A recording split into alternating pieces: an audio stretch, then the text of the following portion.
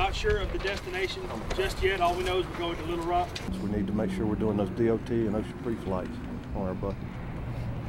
Set space and give you more visibility, give you time to make a decision or something like that. And we talked a little bit about the SEE agreement. So if bumper to bumper, we did real good. We drove in the snow one time, so just let's put the bucket covers on the buckets, keep something bouncing out. We